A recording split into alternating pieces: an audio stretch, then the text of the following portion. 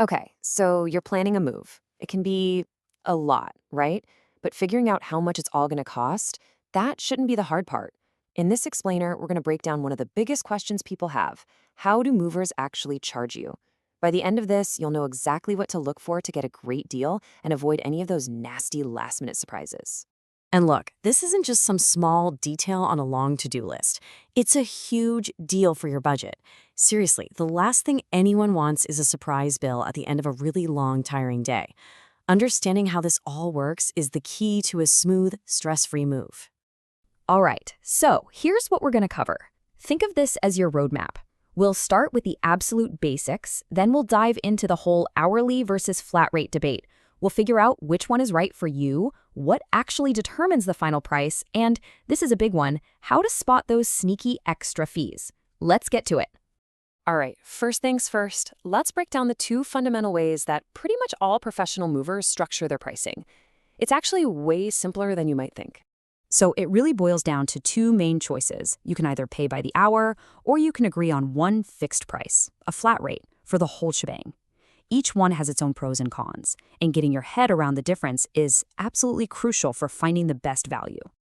Okay, so the big question, hourly or flat rate? What's the real difference between the two, and which one is going to be better for your wallet? Let's get into the details. Think of an hourly rate like a taximeter. The clock is ticking from the moment they start to the moment they finish. You pay for the exact time the crew is on the job. Now, this can be awesome for smaller local moves if you're sure it'll be quick. On the flip side, you have the flat rate.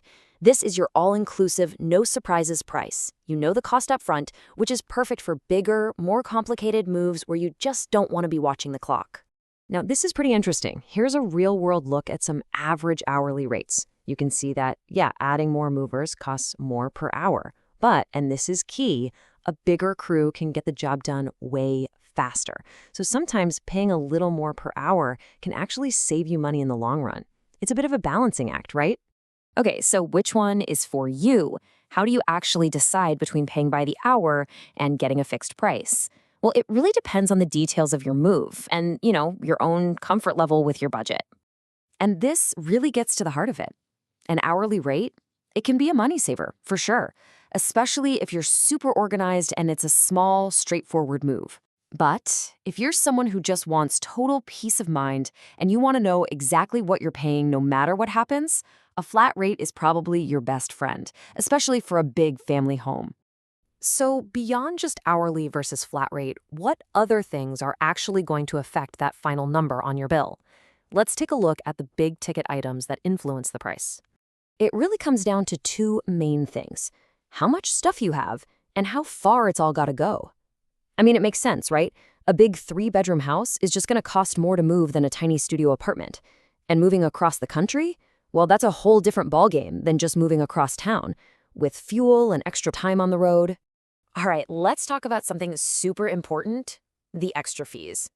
These are the little things that can sneak up on you and inflate your bill if you're not paying close attention when you get your quote. You've got to remember to ask about the extras. Never assume everything's included. Things like having the movers pack your kitchen for you or moving that crazy heavy piano in the living room, those are almost always add-on costs.